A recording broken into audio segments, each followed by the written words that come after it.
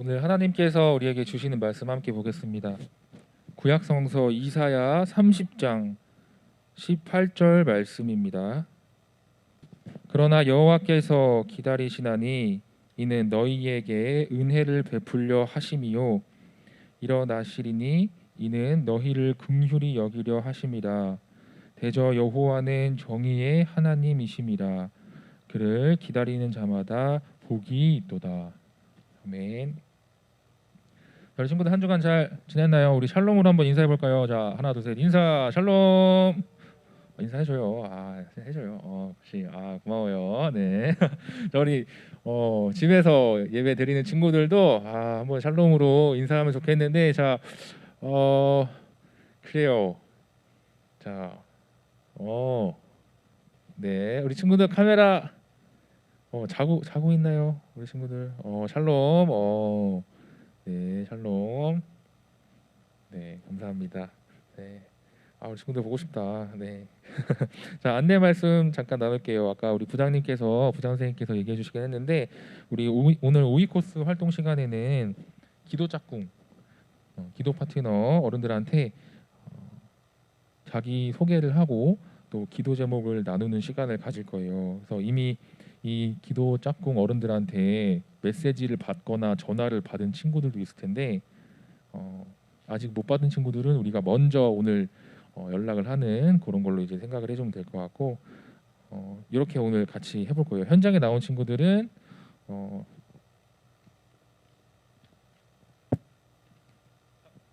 카메라 줌 해주실 수 있나요? 네. 오늘 현장에 나온 친구들은 네, 이렇게 해가지고 간단하게 기도 짝꿍에게 보내는 자기소개 기도 제목해서 이렇게 오늘 오이코스 시간에 한번 해볼 거고, 우리 줌으로 오이코스 하는 친구들은 선생님이랑 같이 요 내용을 베이스로 해서 같이 활동해 보면 좋을 것 같아요. 자, 그래요.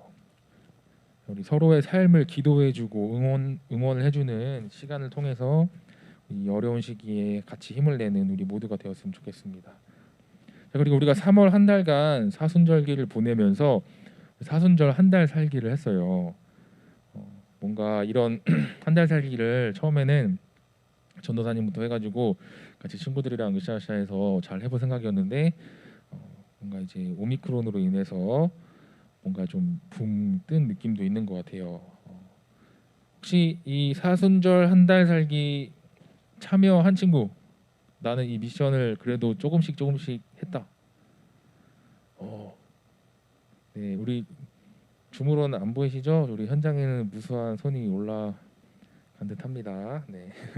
자, 우리가 지금 당장은 아니지만 기회가 된다면은 이 사순절 한 달 살기에 나와 있는 미션들을 나중에 이제 같이 해봐도 좋을 것 같아요. 우리 마음과 예배에 참여하는 우리의 마음과 자세에 대해서 우리 나중에 또 같이 이야기하면 좋을 것 같습니다. 자, 이 잘못된 길에서 돌아서요라는 제목으로 오늘 말씀을 시작을 하겠습니다. 전사님, 오늘 말씀을 어느 등산가의 이야기로 시작을 할게요. 등산가는 뭐 하는 사람이죠? 그죠? 등산하는 사람이죠. 자, 산을 오르는 사람. 자, 어느 등산가가 초보 등산가 시절에 산을 이제 오르게 되었습니다. 나름 열심히 산을 이제 오르다가 안타깝게도 그 등산가가 이제 길을 잃게 되었어요. 길을 잃어서 오랜 시간 이제 산길을 헤매이던 차에 다행히 그 산속에 오두막이 있었고, 그 오두막에 살고 있는 한 노인의 도움으로 위기를 모면할 수 있었습니다. 오두막에 살고 있던 노인은 그 초보 등산가에게 이렇게 이야기를 했어요. 이복의 젊은이, 대부분의 사람들이 산에서 길을 잃으면 어떻게 하는지 아나? 얼른 길을 찾고 싶어서 산 밑으로 내려가려고 한다네. 근데 그것은 잘못되어도 단단히 잘못되었어. 산중에서 길을 잃으면 위로 올라가야만 살 수 있다는 것을 명심하게나. 자, 이렇게 이야기를 했다고 합니다. 자, 우리 노인은 왜 산에서 길을 잃었을 때 위로 올라가야 한다고 했을까요? 대충 감이 오는 친구 있을까요? 우리 우석 친구 왜 올라가라고 했을까요? 산에서 길을 잃었을 때 길이 보이니까. 위로 올라갔을 때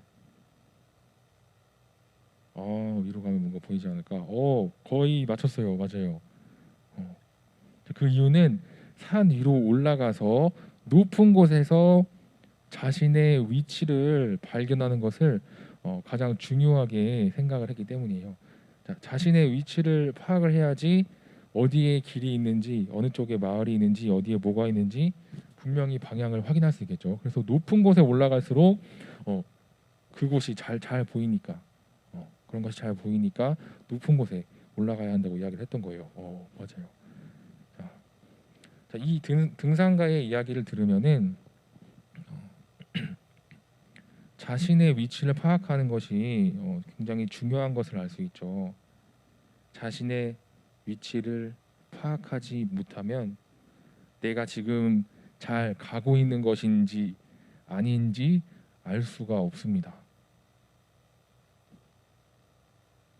전도사님이 이 등산가의 이야기를 왜 했느냐면은 오늘 본문 말씀인 이사야서에서는 마치 길을 잃은 것 같은 사람들이 나오기 때문입니다. 그 사람들은 유대 사람들이에요. 유대 사람들은 길을 잃은 것 같이 보였는데 그 길은 바로 신앙의 길이었습니다. 신앙의 길. 하나님께서 직접 그 유대 백성들에게 말씀해 주심에도 불구하고 유대 백성들은 계속해서 잘못된 방향으로 잘못된 길로 나아갔어요. 자, 그들이 나아간 잘못된 방향이 무엇인지 이야기하자면 이러합니다. 전사님이 지난 설교에서도 한 1월 마지막 주 설교였나요? 잠깐 이야기를 했었는데 우리 본문 말씀의 제목부터 보자면 이사야는 예언자의 이름이죠. 예언자의 이름. 자, 이 이사야는 원래 구원의 메시지를 선포하는 인물이에요. 자, 이사야의 이름을 히브리어로 발음이 좀 어려워요. 예스화야후라고 하는데 이것은 여호와는 구원이시다라는 뜻이에요. 여호와는 구원이시다. 이렇게 우리를 구원해 주시는 하나님이신 걸 알지만 유대 백성들은 정말 어려운 상황에 처했을 때 당장 눈앞에 보이는 힘을 얻고 싶었습니다. 그래서 그들은 의지를 하기로 하죠. 위기의 상황 앞에서 하나님과의 관계를 회복하고 그분을 의지하려고 한 것이 아니라 이집트에게 도와달라고 손을 벌립니다. 이집트에게 도와달라고. 그들이 의지하려고 했던 것은 이집트였어요. 이집트. 그들은 신앙의 길을 잃어버린 겁니다. 당장 눈앞의 문제에 부딪혔을 때 눈앞의 힘으로 해결하길 원하고 눈앞에 보이는 것으로만 해결하기를 원했던 거죠. 유대 백성들이 길을 잃어버린 이유는 당장에 처한 실존의 문제, 어려운 상황들, 주변 강대국들이 공격해 올 것이라는 이런 것들로 인해서 정말 고통스러운 상황 가운데 있었거든요. 근데 가장 먼저 해야 할 것, 자신들의 위치를 알고 우리는 하나님의 백성이다. 우리에겐 하나님이 계시다. 우리가 할 수 있는 것은 기도이다. 가장 먼저 자신들의 위치를 알고 하나님을 찾아야 하는데 그러지 않았던 거죠. 이들이 도움을 청했던 곳은 이집트였습니다. 여러분 성경에서 이집트 하면은 대부분 긍정적인 이미지는 생각이 잘 안 나죠. 애굽에서 이스라엘 백성들을 노예로 착취하고 혹은 바로 왕이 남자는 죽이고 여자는 종으로 만들어라 이렇게 얘기했던 그런 출애굽기의 내용도 생각이 나고 이집트는 성경에서 그렇게 좋은 이미지는 아니에요. 어쨌든 강력한 힘을 가지고 있는 건 맞죠. 그래서 이런 강력한 힘에 자신들을 예전에 지배했었던 적이 있는 그런 힘에게 도움을 요청합니다. 거기서 탈출하려고 그 홍해바다를 건너고 그 고생을 했는데 결국에는 그들에게 도움을 요청해요. 뭐 이만큼 절박했다는 것을 말할 수도 있지만 아까 말했듯이 유대 백성들은 자신의 위치를 파악을 하지 못한 거죠. 자, 이사야 예언자는 이런 고민의 과정에 있는 자신의 위치를 알지 못하고 헤매는 사람들에게 이런 이야기를 합니다. 이 예언의 메시지는 친구들도 이 단어는 들어본 적이 있을 거예요. 종말론, 종말. 중기 친구, 종말하면 뭐가 생각나요? 지구 멸망. 맞아요. 이런 이미지가 보통 생각이 납니다. 지구 멸망. 왜냐면은 이제 정말 종말이라면 끝이 없는 것 같으니까 이런 이미지가 보통은 쉽게 생각이 나요. 하지만 우리 성서 안에서의 종말은 이 의미보다 조금 더 많은 뜻을 담고 있습니다. 자, 구약 성서 안에서 이 종말론은 어떤 것의 이후, 어떤 것의 다음이라는 뜻의 히브리어 아하리트라는 말에서 이제 나온 말이고요. 어떤 시간의 끝이나 세상의 마지막을 딱 뜻하는 것이 아니고 그 이후에 다가올 새로운 것들을 포함해서 이야기를 하는 겁니다. 구약 성서의 예언자들이 말하는 이 미래에 대한 모습으로서의 종말은 딱 끝이 아니라 그 어떤 세상 마지막에 딱 일어날 일 그것이 아니라 그 너머 그 이후의 것도 의미를 포함을 하는 거예요. 이 세상 안에 곧 지금의 역사 안에서 일어날 일들에 관한 모든 것들을 이야기하는 겁니다. 그렇기 때문에 이 종말은 어떤 시간적으로 변화하는 개념이 아니라 존재적으로 변화하는 개념인 거예요. 시간의 변화가 아니라. 이사야 선지자는 알고 있었습니다. 그래서 하나님께서 그분의 자녀되는 이스라엘 백성들이나 그분을 따르는 모든 사람들을 위해서 하나님 나라를 예비하셨다는 것을 알고 계셨어요. 그래서 유대 백성들이 의지할 것은 이집트가 아니라는 것도 알고 있었습니다. 하나님께서는 유대 백성들에게 오히려 본인께서 기다리겠다고 말씀을 하세요. 오늘 본문을 보면 그렇게 말씀을 하시는데 이런 고통의 시간이 지난 후에 다가올 기쁨과 또 얻게 될 것들을 위해서 많은 것을 준비하셨다고 하나님께서 말씀을 하셨습니다. 우리 하나님께서 준비하신 것들을 오늘 본문을 이제 한 목소리로 읽어봄으로써 함께 좀 나누겠습니다. 오늘 본문 말씀 이사야 30장 18절 한 목소리로 읽겠습니다. 그러나 여호와께서 기다리시나니 이는 너희에게 은혜를 베풀려 하심이요 일어나시리니 이는 너희를 긍휼히 여기려 하심이라. 대저 여호와는 정의의 하나님이심이라. 그를 기다리는 자마다 복이 있도다. 아멘. 우리가 처한 어려움들이 그것으로 딱 끝나는 것이 아니라 시간의 끝처럼 딱 끝나는 것이 아니라 종말로 끝나는 것이 아니라 하나님이 이제 은혜를 베푸시고 긍휼히 여기심으로 연결이 된다고 말씀을 하십니다. 우리가 믿는 하나님은 정의의 하나님이라고 오늘 또 말씀에 나와 있어요. 이 정의의 하나님이 그분을 믿는 자에게 복이 있도다라고 말씀하셨고요. 이 하나님이 이사야 시대에만 계신 것이 아니라 이 성경책 안에서만 딱 계신 것이 아니라 그 시간에서만 딱 끝난 것이 아니라 지금 이 순간에도 우리와 함께 하시고 앞으로도 끝까지 함께 하시겠다고 하나님께서는 그렇게 말씀을 하셨어요. 참 안타까운 것은 우리 유대 백성들은 이런 약속의 메시지를 듣고도 하나님을 외면합니다. 자, 유대 백성들이 놓였던 위기가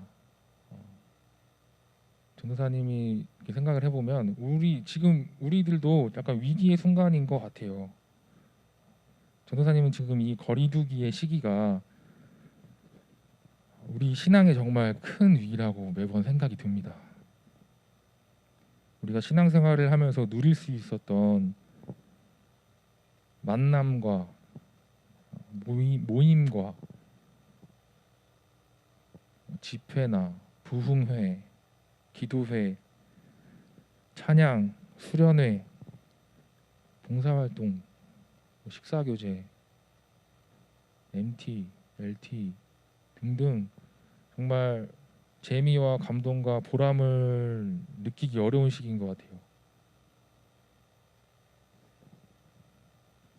요즘엔 뭐 재미뿌라고 하던데 맞나요? 재미뿌시기. 전도사님은 솔직히 어려운 시기가 참 원망스럽고 되게 안타깝습니다.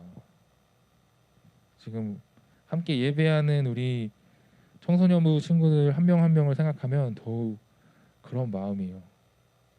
어제 말씀 준비하면서 그런 마음이 전도사님이 좀 많이 들어서 친구들 한 명 한 명에게 다 전화를 했었어요. 잘 지내는지 궁금하기도 하고 아픈 곳은 없는지 궁금하기도 하고 우리 친구들 뭐 밝은 목소리로 받아주고 또 못 받은 친구들은 뭐 메시지나 이런 걸로 답장해주고 해서 참 고마웠는데 그래요. 참 전사님은 기도가 어제는 많이 되었던 것 같습니다. 전사님은 친구들 나이 때 중학생 때 오병이어 캠프라는 곳이랑 인투 뭐 이런 이름을 가진 청소년 집회에 매년 참석을 했었어요. 가본 친구 있나요? 이 선생님 중에 가보신 분 계신가요? 없으세요? 거기서 이제 전국에서 모인 학생들이 거의 뭐 2, 3천 명씩 모여가지고 함께 목소리 높여서 정말 뜨겁게 막 찬양했었던 기억도 있고 천관웅 목사님이 하시는 집회에도 가서 같이 막 찬양하고 그리고 또 교회에서 매년 갔던 여름 수련회에서 막 캠프파이어 하면서 손 잡고 원 크게 만들어 가지고 같이 기도하고 맛있는 거 먹고 다 전도사님은 누렸었거든요. 그런 걸. 그 기억과 경험들을 우리 친구들이 할 수 없다는 게 정말 너무 안타까워요.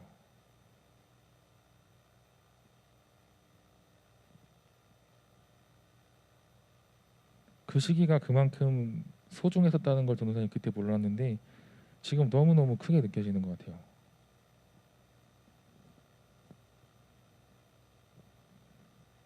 또 한편으로는 이런 생각도 합니다. 우리가 마음을 모아서 지금 이 어려운 시기를 넘기고 더 시간이 흘러서 과거로서의 지금을 바라봤을 때, 이 시기가 과거가 돼 있을 때, 그때는 그랬지, 그때는 참 힘들었지, 어려웠지. 그런 모든 아픔들을 견디고 이겨내었으니까 우리의 마음과 내면과 신앙은 이제 웬만한 위기 앞에서는 흔들리지 않게 한층 더 단단해지고 성숙해졌구나. 그렇게 생각이 될 수도 있을 것 같아요. 그래서 전도사님은 참 친구들을 위해서 또 선생님들도 아마 친구들을 위해서 다 기도하고 있을 거예요. 이 시기에 우리가 신앙적으로 무너지고 회피하게 되고 계속해서 그것에 익숙해지게 되면 그것이 바로 오늘 말씀 제목처럼 잘못된 길로 나아가는 것이라 생각합니다.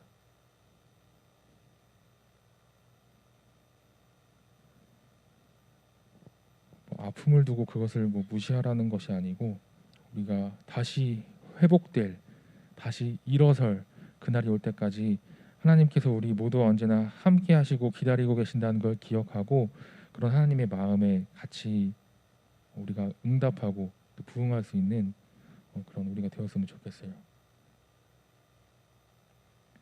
자, 이 하나님의 기다림에 우리가 반응하고 또 응답하기 위해서는 어떻게 해야 할지 또 하나의 다른 이야기를 통해서 말씀을 나누고 정리하려고 합니다. 이야기를 나누고 말씀을 정리를 해볼게요. 자, 이번에도 이제 길을 잃은 누군가가 나옵니다. 자, 어떤 선교사님이 나무가 울창한 밀림 지역에서 선교를 하다가 돌아오는 길에 길을 잃고 말았습니다. 정말 배도 고프고 너무 힘들어서 더 이상 걷지 못하는 상황이 왔는데, 자, 그러던 차에 어디선가 사람이 있는 소리가 인기척이 들려가지고 그곳을 향해서 가보았어요. 자, 거기서 어떤 원주민이, 그곳에 살고 있던 원주민이 나무를 베고 있었습니다. 자, 선교사님은 다행이다, 이제 살았다 하고서 원주민을 향해서 이렇게 이야기를 합니다. 나는 지금 길을 잃었습니다. 나에게 마을로 돌아가는 길을 좀 알려주세요. 자, 나무를 베고 있던 원주민은 이런 길을 알려달라는 선교사의 요청에 그냥 이렇게 이야기하고 나무를 계속 베기만 합니다. 좀 기다리세요. 기다리세요. 거기 기다리세요. 자, 선교사는 해가 지고 막 더 날이 안 좋아질까봐 조급한 마음에 안절부절하면서 길을 알려달라고, 알려주면 내가 가겠다고 그렇게 이야기를 했지만 원주민은 그 말을 들어주지 않았어요. 자, 그렇게 8시간 가까이가 지났습니다. 드디어 저녁이 되어가지고 원주민이 선교사한테 이렇게 이야기를 해요. 나를 따라오세요. 이제 나를 따라오세요. 자, 주위가 이제 점점 어둠에 잠겨가고 이 선교사는 원주민을 놓칠까봐 땀을 뻘뻘 흘리면서 바싹 달라붙어 따라갔습니다. 선교사는 가면서 놀랐어요. 왜냐하면 지금 가고 있던 길이 정상적인 길이 아니었기 때문이에요. 길처럼 생기지도 않았고 그냥 길이 없는 곳을 나아가고 있었기 때문입니다. 그래서 물어봤어요. 도대체 길이 어디 있습니까?